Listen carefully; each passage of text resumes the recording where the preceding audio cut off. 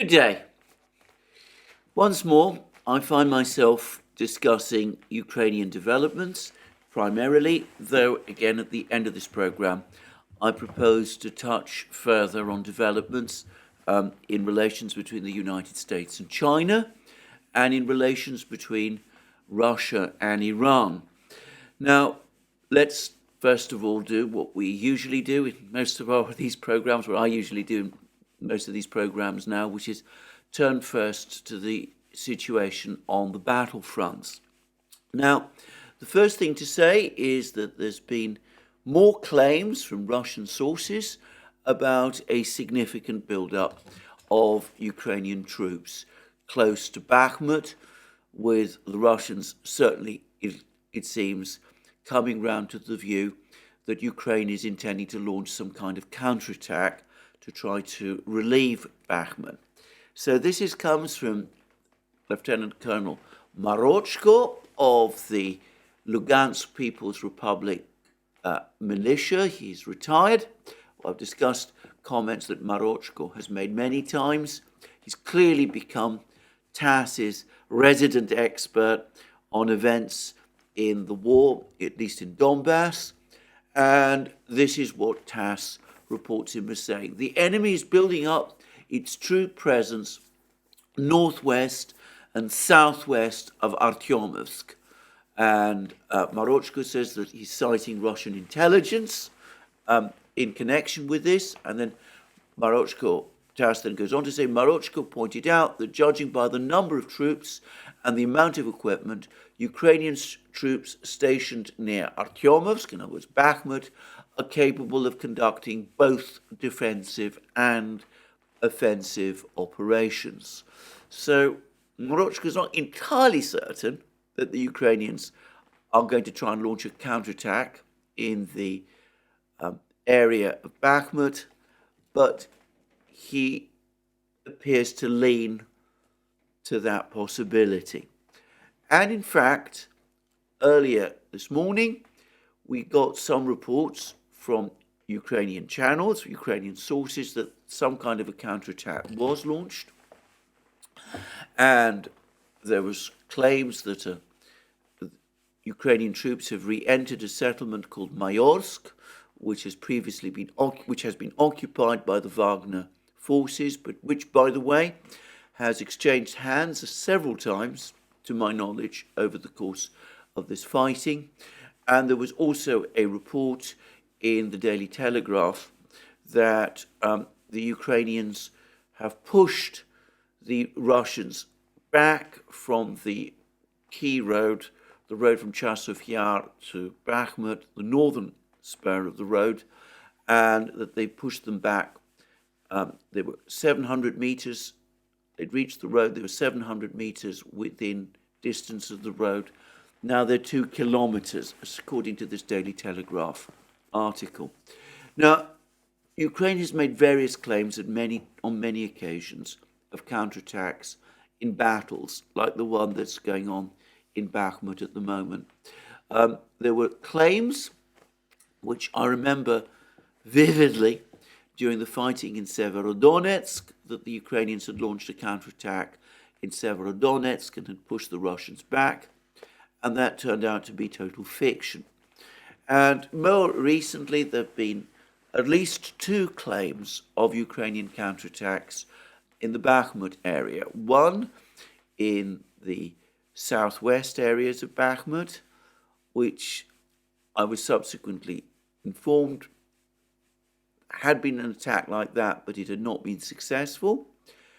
And another much more graphic report short time ago, after the fall to the Russians of the important village, strategically important village of Paraskovyevka, there were reports of a major Ukrainian counterattack, that Paraskovyevka had been recaptured over the course of that counterattack, and that the entire northern pincer of the Russian advance to encircle Bakhmut, that it had been dislocated, and that the course of the battle had as a result, been completely changed.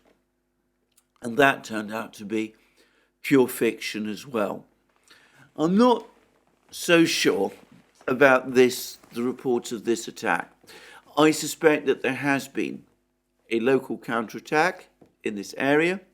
I suspect it has indeed gained some ground, but even the Ukrainians admit that the Russians are still so close to the road, within 2 kilometers of the road, that it in effect continues to be unusable. And it's a local counterattack which I suspect, unless many more forces are committed by Ukraine to reinforce it, will be rapidly reversed. And in fact, we are getting reports that further north, in the areas just north of this road, the Wagner organization troops continue to make significant advances. They've now apparently closed in on another village called Blagodatnoye, which is actually not far from the road, if you look, and which, if it's captured, would significantly weaken Ukrainian positions in this area, and would again call into question the viability of any counterattack in this particular area. And there's also reports that the Russians are pressing forward in other locations, reinforcing their northern pincer. Yesterday, I discussed the fact that Prigozhin, the head of the Wagner organization, had just confirmed that the Russian forces had captured another Ukrainian village. Further north, actually some distance to the north, it looked like an operation to create some kind of cover for the northern pincer to provide an anchor point to guard the flank of the northern pincer. I wonder whether the focus of the Russian forces in capturing this settlement might have led to a slackening of pressure on the road, which the Ukrainians exploited. And that might explain the success, or relative success, of this Ukrainian counterattack, if it has indeed happened, about which, of course, I can't be sure. By the way, there is no Russian report that I've seen which confirms the existence of this counterattack, which might also call into question whether it is in fact true. But anyway, I'm going to go along with the belief that it did happen, that it's only achieved some minor tactical changes, that overall the situation in this precise area where this counterattack is alleged to have happened continues to deteriorate.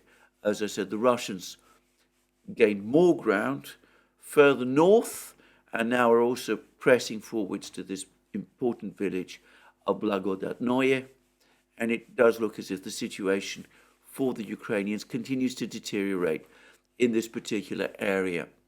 Now, there's also been further news from within Bakhmut itself, and it is important.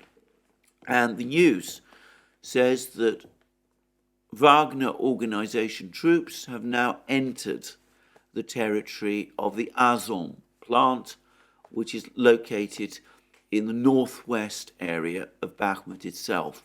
Now, in an earlier video, I commented on certain reports that Russian sappers had cleared mines in the Azov plant, and I speculated whether possibly that meant that the plant itself had already been captured by the Russians. Well, as we can see from this latest report, that was not correct. Any speculation to the fact that the Azov plant had been captured at that point was premature, but Wagner organization assault troops are now located apparently on the territory of the Azov plant.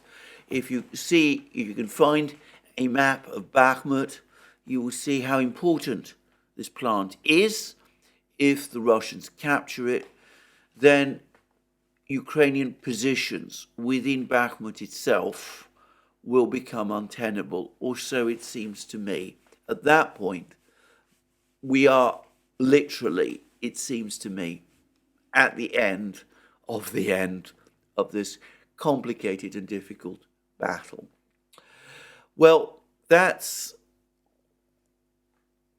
a overview of the military, of the fighting in Bakhmut, but something else has happened in Bakhmut, which is of great symbolic importance.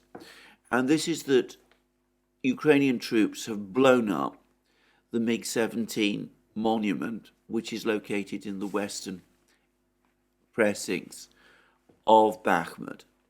Now, this monument of the MiG-17 had become something of a symbol of Bakhmut. Ukrainian soldiers like to pose for photographs close to it.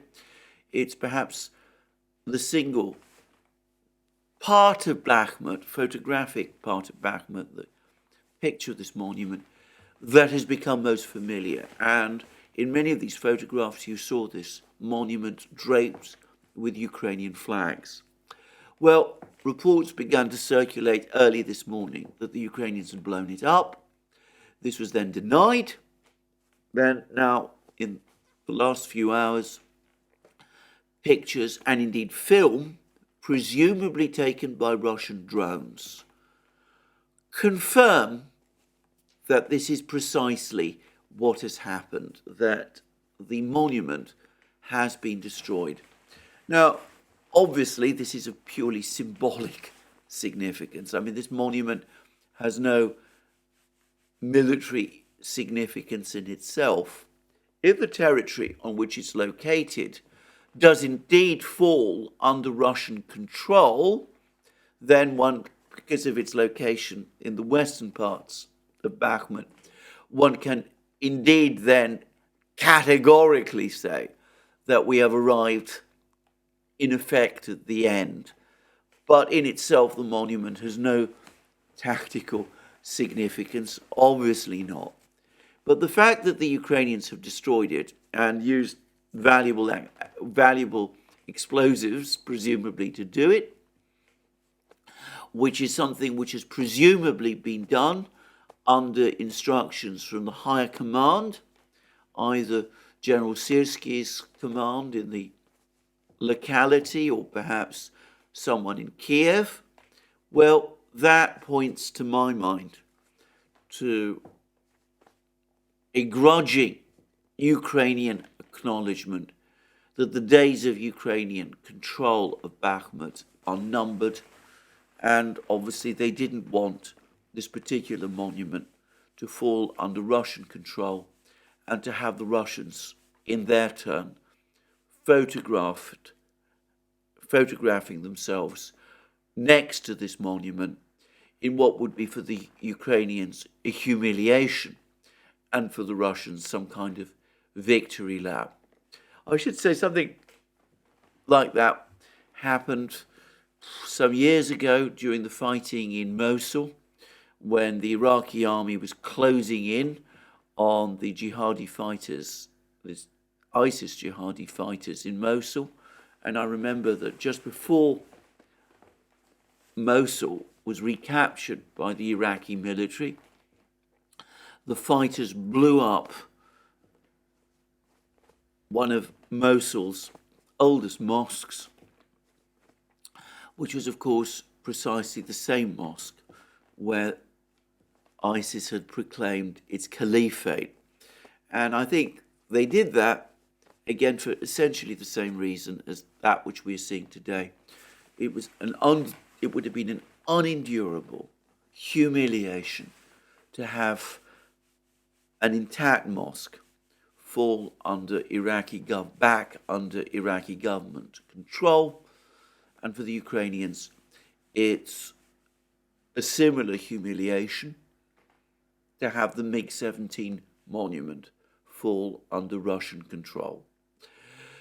Now that leads one to a further thought. If the Ukrainians are blowing up the MiG-17 monument, perhaps they have indeed acknowledged that Bakhmut is indeed going to fall, despite all the brave words that they've been uttering to the contrary, in which case this build-up of defensive of forces, Ukrainian forces, that Marochko has been talking about, it's not intended for offensive purposes at all, but as Marochko suggests, from an alternative view, it is intended instead to try to blunt the Russian advance further west towards Kramatorsk once Bakhmut is indeed taken. Now that's pure speculation on my part. We'll just have to wait and see what happens. So anyway, important news from Bakhmut, not all of it difficult or easy to decipher or corroborate. Obviously, the fog of war complicates matters, and as I said, reports that come in sometimes are not entirely reliable. But again, it seems to me that the trend of the fighting continues as before, with the Russians continuing to make very significant advances and the Ukrainians clearly still very much on the back foot in Bakhmut, still suffering apparently very heavy losses and being gradually pushed back. Now, there's been less news from the other battlefronts, except that I'm getting the sense that the situation in Avdiivka, this important town near Donetsk, is becoming also extremely critical for Ukraine. There's reports now of Russian forces closing in on an important settlement called Krasnogorovka near Avdiivka. Krasnogorovka, for the record, is the actual location where much of the Ukrainian artillery has been located, which has been shelling Donetsk city. It's been generically suggested at times that this shelling takes place from Avdiivka, and some of it does.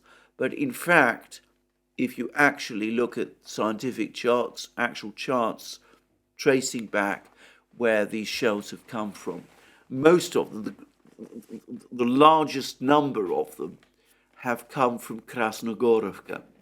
And Krasnogorovka, therefore, is clearly a primary target, and the Russians do seem to be finally closing in on it. And I'm getting increasingly the sense that with the Russian Air Force able to launch airstrikes, and apparently doing so on a regular basis now, on Ukrainian positions in Avdiivka and in the area around Avdiivka, progress along this very complex and difficult battle line for the Russians, this very heavily fortified battle line for the Russians, has become stronger. It's become more rapid.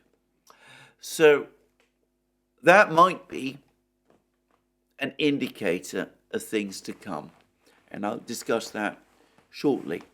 Now, there's also been a cluster of reports of more fighting in the Kremenaya area.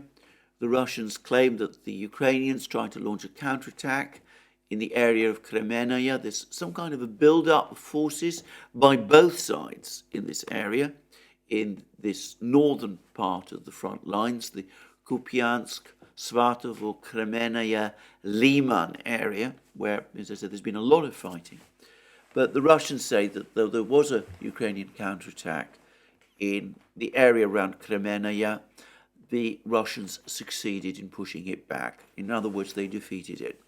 And the Russians also have been talking about unsuccessful Ukrainian counterattacks near Vuhledar.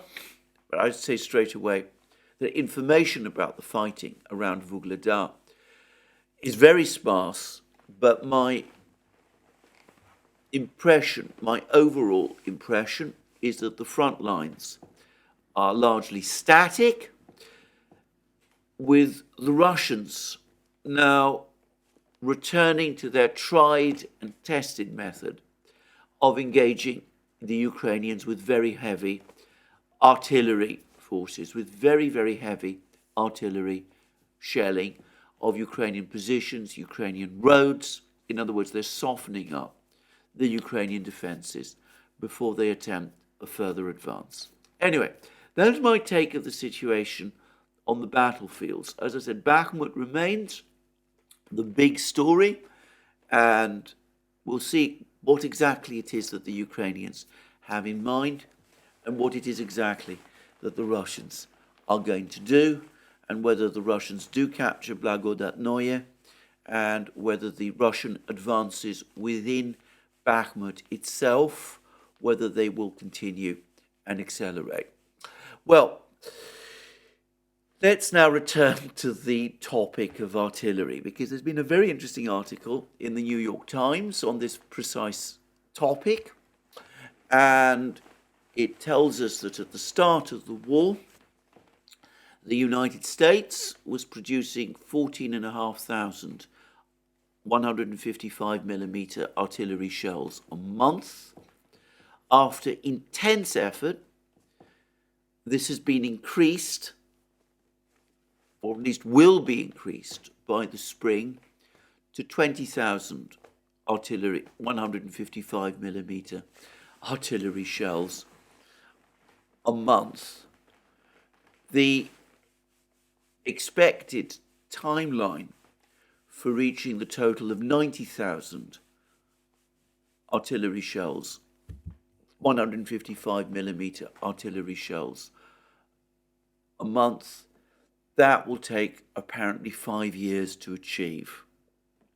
Now, that, to my mind, illustrates the enormous logistical problems that the United States, or rather, maybe I should correct that, industrial problems that the United States apparently is running into. Because 20,000 shells produced by the United States in a month is the amount of shells that Russian artillery is firing in the fighting in Ukraine every day. And again, there's lots of talk, speculation about Russian artillery production. I discussed yesterday how Avril Haines, the US Director of National Intelligence, is talking about ammunition shortages and how the Russians won't be able to meet their ammunition needs until essentially the Chinese provide them with ammunition. The actual reality, and this is something that is not always easy to get a sense of, but the actual reality is that apparently there has been no slackening in Russian artillery fire across the Ukrainian battlefronts. It continues at 20,000 rounds a day. Sometimes it goes up higher. Sometimes it goes up a great deal higher. And clearly the Russians do have enormous stocks of artillery that they can draw on.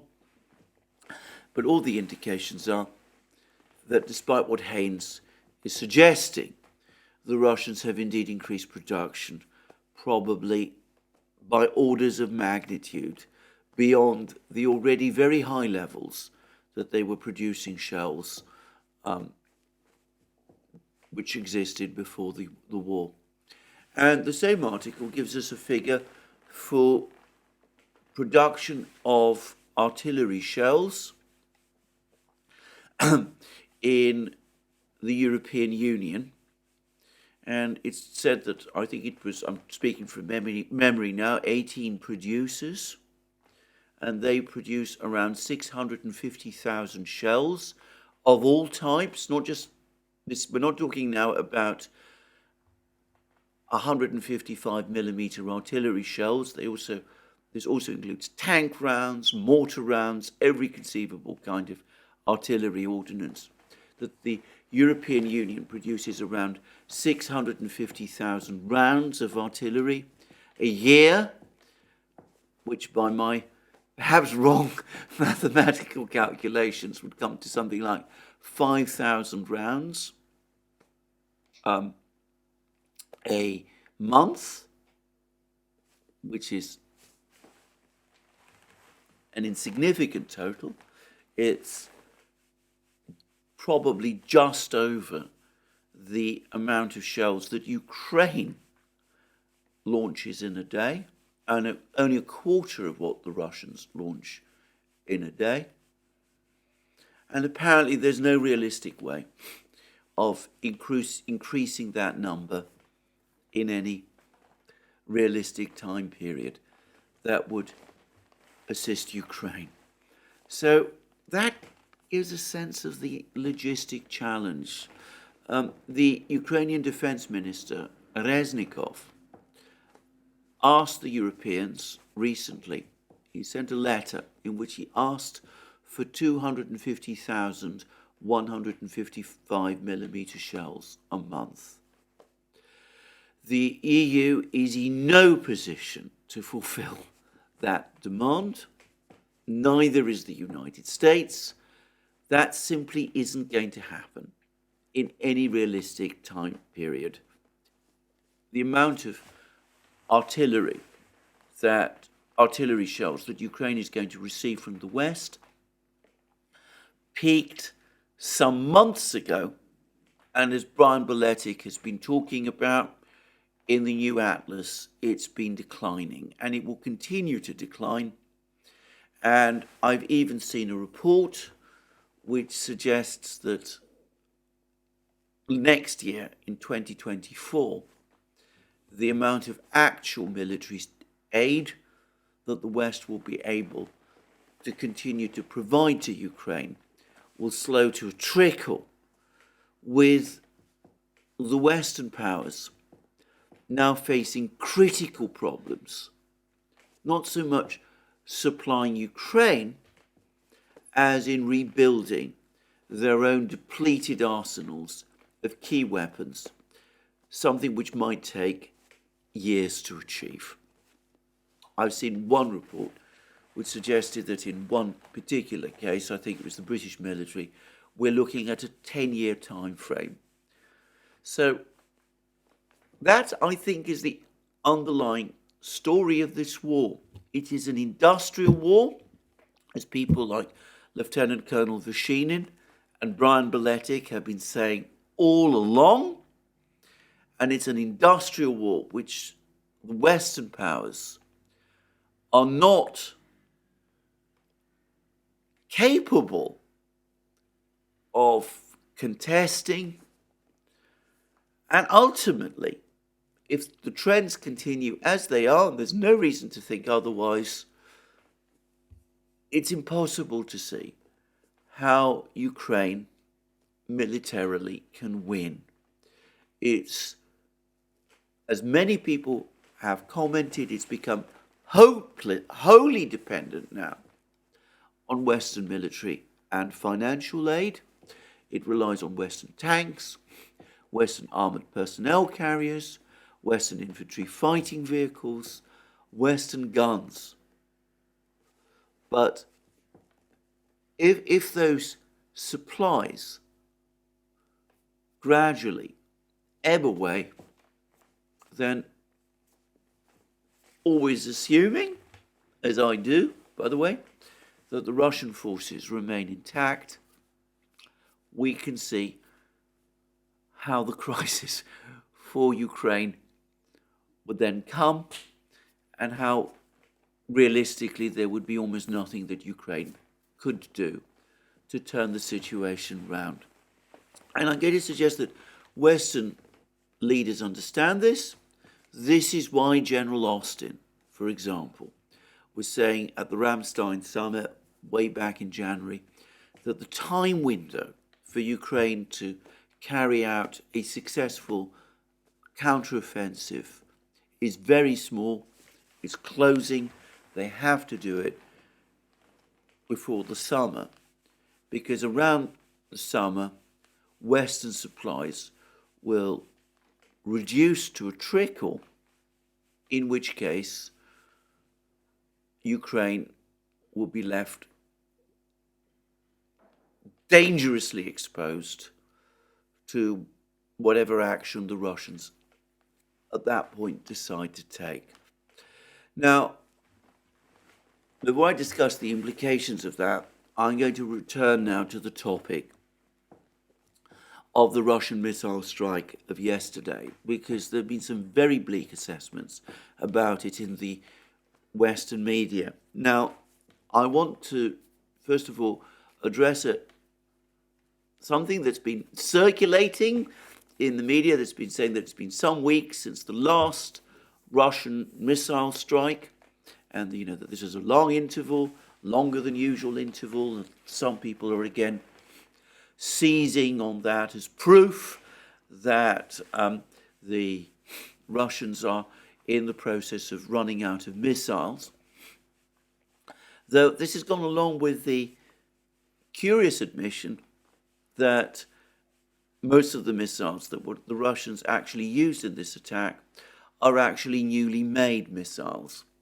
Anyway, let's just recall that, to my knowledge, the pattern of Russian missile strikes ever since the bigger Russian missile campaign began in October, the pattern of Russian missile strikes is to launch 2 big ones every month and intersperse them with smaller missile strikes which go on continuously. Every day, missiles strike Ukraine, including heavy missiles, missiles like Calibrs and KH-101s, but often these are admittedly the smaller missiles that tactical aircraft carry. But usually there's been 2 big Russian missile strikes every month. I haven't seen any change in this pattern, and I've not seen any difference in the number of missiles dedicated to particular strikes. Around the new year, the Russians carried out a rather more complex series of strikes, with a big strike followed by a slightly smaller one using a smaller number of missiles, and that was over a 2-day period. But that was something of an exception. Usually, the number of missiles launched against Ukraine is in the region of 875 to 100 in the event of a big strike, such as the one yesterday was, and yesterday's strike was no different in that respect. But it was very different in other respects. And firstly, the Financial Times and various other publications have now reported the Ukrainian admission that out of the 81 missiles the Russians launched against Ukraine, only 38 were shot down. Now, the Ukrainians have made all sorts of claims at various times that they've been able to shoot down 90% of the missiles that the Russians launch at them. I've commented many times that these inflated claims simply don't remotely match the realities of the damage that these missile strikes actually cause. But nonetheless, we do see a sudden sharp decline in the number of missiles that the Ukrainians themselves admit that they shot down. And this has come along with Ukrainian admissions that they cannot shoot down hypersonic missiles like the Kinzhal, of which 6 were used in the strike yesterday, and of the KH-22 and 32, these big very high supersonic, sometimes hypersonic, when they descend in a vertical descent upon the target. These big missiles that were developed by the Soviets and then improved and updated by the Russians, and which were intended to destroy aircraft carriers. Ukrainians can't shoot down those sort of missiles, and though I've seen no reports that KH-22-32s were used in the strike yesterday, we have had this report that 6 Kinzhals were used. So that was something that the Ukrainians themselves admit that they cannot counter.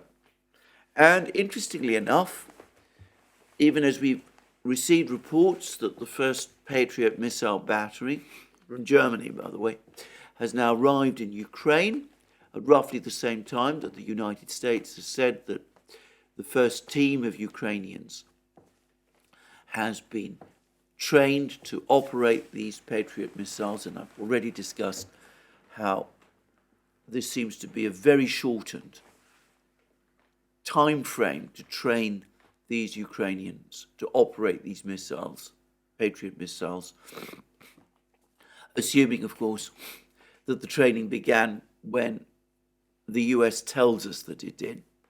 I'm not going to go there today, but if we assume that the Patriot system is about to enter operational use, well, both the Pentagon, in the form of the spokesman, Admiral Kirby, and the Ukrainians themselves have admitted that the Patriot is no panacea. It can't shoot down hypersonic missiles like the Kinzhal. And what I could gather, there's even some suggestions that it might have some difficulty dealing with drones and subsonic missiles, which I have to say I find a little surprising.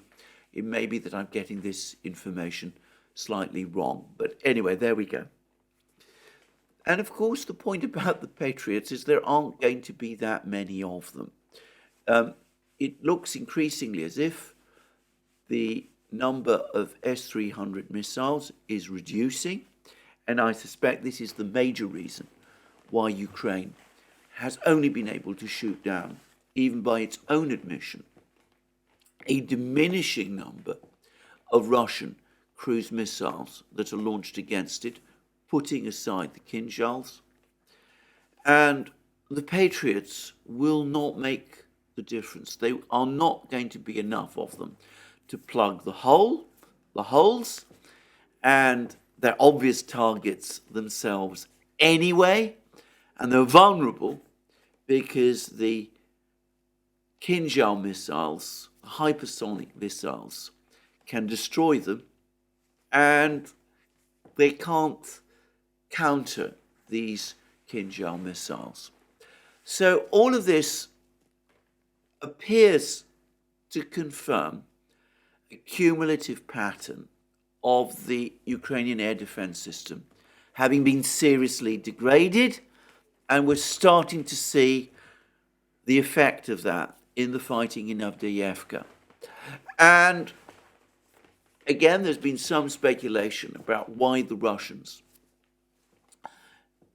launched Kinzhal missiles against Ukraine. The Financial Times claims to be baffled about this. I've already expressed my own view. I think the Russians are using the Kinzhal to knock out Ukrainian missile launchers. They're able to track where the missiles are being launched from. When the cruise missiles, the subsonic cruise missiles, home in, and they launch the Kinzhals immediately to destroy the launchers. I think that is what is going on, and I would add that claims in the Financial Times that Russia started the war with only 50 Kinzhal missiles may be true. But some weeks ago, Rostec, the Russian conglomerate that basically operates the Russian military-industrial complex, was reporting that Kinjal production has increased by orders of magnitude. And I think that the reason why we're seeing more Kinjals being used in attacks now is because there are many more of them. So it's quite likely that we're going to see the Kinjals used more and more. We might start to see them being operated in larger numbers. We've got reports that Russian stealth fighters, the Sukhoi-57, are now more active as well. And as I said, the air defense system appears to be degraded, and the Ukrainian energy system has once again received a severe setback. Now, this gives us an accumulating picture. The West struggling and failing to keep up with Ukraine's ammunition needs.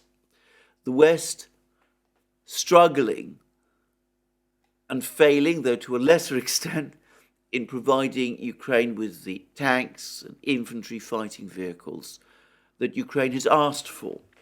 We've had a report now that the United States has apparently decided that it's not going to supply, or rather it's training two Ukrainian pilots on F-16 simulators, but this is not in order to train them to use F-16s. It's to train them to use American weapons, which are not going to be installed on F-16s supplied to Ukraine. Apparently that idea has now been ruled out. They're going to be installed on MiG-29 Soviet-era fighters still operated by NATO member states like Poland and Bulgaria and Slovakia, which were former members of the Warsaw Pact. These aircraft are going to be sent to Ukraine, operating these American aircraft systems. There's going to be, as I've discussed in a recent video with Alex Christoforou on the Duran, I predict there's going to be enormous compatibility problems trying to integrate these weapons with these aircraft. But even assuming that they can be resolved, what's being done is that Soviet-era fighters are being sent against modern Russian fighter jets and the Russian air defense system. And I have to say, realistically, that doesn't look like any sort of game changer to me.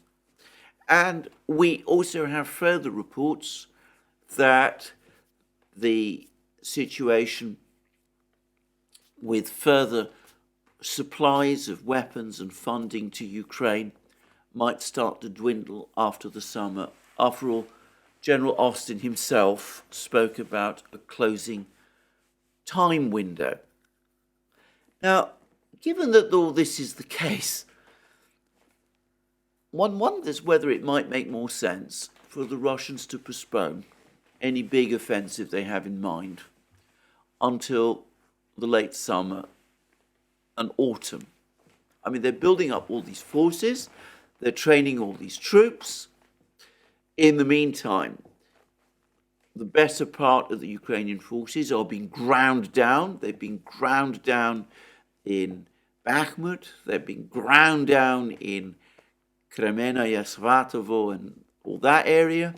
They're being ground down increasingly, or so it seems to me, in Vuhledar. That's probably likely to happen.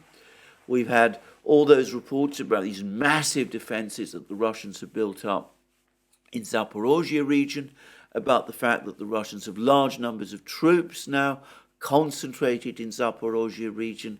By the way, the governor of Zaporozhye region, the Russian-appointed governor of Zaporozhye region, Belitsky, has just had a meeting with Putin. He's actually been to Moscow and he's met Putin, and the two men had a discussion about things. Russian readout is extremely uninformative, but anyway, that's apparently happened. So one can see that, the Russians, from the Russian point of view, and this chimes very much with what General Surovikin was saying, I think back in October, shortly after he was appointed area commander, and what others like Brian Beletic have said, which is that given that the attrition strategy is working, and working so well, given that the Ukrainian forces are indeed being ground down, given that once Ukraine is out of ammunition, once many of its tanks and infantry fighting vehicles are destroyed, the new ones that have been supplied by the West have been destroyed, given the West's difficulty in matching Ukrainian demands and needs, why not wait until that attrition has run its course and then launch any big arrow offensive that you might have in mind against what would at that point be a severely enfeebled adversary. Now, let me say again, I am not a military person at all. I'm not somebody who is versed in military strategy. I'm no sort of armchair general. But anyway, I throw that out as a possibility. It seems to me that since this strategy of attrition is working for the moment, the Russians have no pressing incentive to change it, even as they continue to put pressure on the Ukrainians all over the front line, are obliging the Ukrainians to burn up their reserves, including some of their best troops that they're apparently now committing to holding places like Bakhmut, or trying to launch counterattacks in Bakhmut, or to hold the line after Bakhmut falls. Who knows what they intend to do. And from a Russian point of view, launching some big advance at this time might not make a huge amount of sense, especially as it might result in more losses for the Russians than waiting would do, which is something that the Russians, for understandable reasons, want to avoid. Anyway, I just throw all of that out. Let me now turn to these two other topics that I mentioned I would touch on at the start of this program. The first is China, Russia. The President of Russia, President Putin, has sent a letter of congratulation to President Xi Jinping of China, who has now been confirmed again as President of China for a third term. So Xi Jinping, fully in control of China. He's in a very strong political position in China. I think rumors and stories that one hears from time to time about challenges to President Xi Jinping, I'm going to say straight away, I have seen absolutely no evidence of this whatsoever. If you follow the Chinese media, as I do, it is absolutely clear to me that Xi Jinping is China's unchallenged leader. And by the way, and just for the record, I get the overwhelming sense that the vast majority of Chinese people want it that way. Now, I know, I appreciate that's a take that many people won't agree, but when I did visit China, which was a while back, it was in 2017, I got a clear sense at that time that Xi Jinping himself was personally very popular, and everything that I've heard suggests to me that he remains popular to the same extent still. Anyway, that's one thing. Xi Jinping has apparently also now made some very harshly critical comments about the United States. He's now, as I said, been confirmed as China's president. Reports are that at some point over the next few days, he's going to be traveling to Moscow. And he's going to travel to Moscow, his first foreign trip, if it happens, which all the indications are that it will be his first foreign trip as China's re-elected president. That's in itself symbolically very important. But I have to say something else, which is, I think, something that's really, from a Western point of view, ominous as well, because I saw a report. I've not been able to substantiate it. There's been very, very little information. I've not been able to find its original point in the Chinese media, but it seems plausible that some Chinese officials or official has now linked the question of Chinese arms sales to Russia with that of US arms sales to Taiwan. That someone in China is saying that if the US continues to supply arms to Taiwan, something that the Chinese find obnoxious and unacceptable, then the Chinese will see that as opening their way to supply arms to the Russians. Why should they not? Now, I'm not absolutely sure, and I want to stress this again, I'm not absolutely sure that this parallel has been made. Well, I can imagine that it might be, because just consider how selective the United States is being in this matter. The United States says it's perfectly all right for the United States to supply any kind of weapon that takes its fancy to Ukraine. Fighter jets, long-range missiles. The United States might not be sending them to Ukraine for various reasons, but that doesn't mean that it's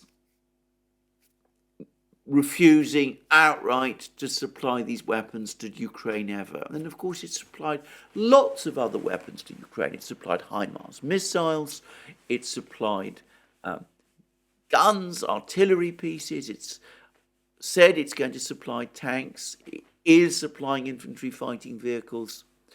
So it supplied all those weapons to Ukraine. But it says that China is forbidden to supply arms to Russia, even though Russia is China's closest friend. And at the same time as it says that, the United States also says that it's willing and happy to supply arms to Taiwan, even as it insists that it's sticking with the one China policy, that it continues to see Taiwan as an integral part of China, and even though it knows that China takes huge exception to US arms supplies to Taiwan. So, from a Chinese point of view, the Chinese may be saying to themselves, well, if the Americans are prepared to behave in this way, if they're prepared to act in this fashion, if they're now threatening us with sanctions, as they are, if they're proposing to if they're actively talking now, as they also are, about a military conflict with China in the South China Sea and in Taiwan, then why should we not pay the Americans back in their own coin by supplying arms, shells presumably, or whatever it is, drones more probably, to the Russians? Russians are our friends. The Russians have to absorb all these weapons that the United States is throwing at Ukraine. Why don't we do what the Americans do? And if the Americans don't like it, well, that's their business. If they're prepared to sanction us because of it, well, that's their business also. We'll absorb the blow. We can absorb the blow. It'll be the US itself, and potentially its friends, the Germans, if they go along with these sanctions, who will suffer the biggest blow instead. I could follow this logic. I'm not saying it's going to be adopted. I don't say it's what the Chinese will do. But maybe when Xi Jinping does go to Moscow, this is what he might discuss when he is there. Anyway, that's the China issue. There's also been a number of other reports about relations between Russia and Iran. First thing to say is that the Iranian media are now claiming that Iran has sealed a deal with the Russians to buy SU35 fighter jets from the Russians. These are very advanced fighter jets. They're not fifth generation fighter jets like the F-35 and the Sukhoi 57 and the F-22 and the Chinese J-20, but they are amongst the most advanced fighter jets of the fourth generation, the generation just before. So it could be, so this would be, if these fighter jets are indeed going to be supplied to Iran by Russia, then that is potentially a military game changer. It would mean that Iran, for the first time since the fall of the Shah, has up-to-date fighter jets in its arsenal. And we don't know how many fighter jets the Russians are going to supply. Obviously, the Russians need fighter jets for their own purposes in the war in Ukraine.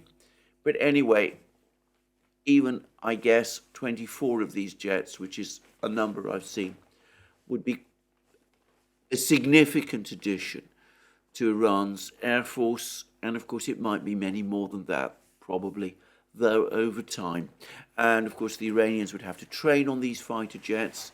It would not be an immediate, dramatic change, but it would be a significant change as well.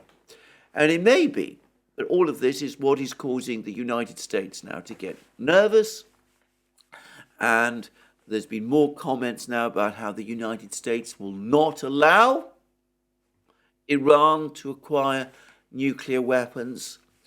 And that seems to me to be straightforwardly a threat now to start yet another war, this time against Iran. We'll see. The Iranians, by the way, are also talking now about buying S-400 air defense systems from the Russians too. So, who knows? Maybe we're going to have a major clash now in the Gulf between the United States and Iran. People have said many times that that would be a disaster, but we may be drifting in that direction as well. Now, just to wrap up the video, I had lots of people asking me questions about my take on the situation in Georgia.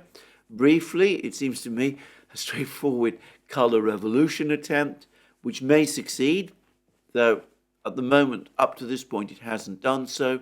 But I intend to discuss this in more detail in a program on the Duran with my colleague Alex Christoforou. And lastly, going back to the 6 guys and a boat attack on the Nord Stream pipelines.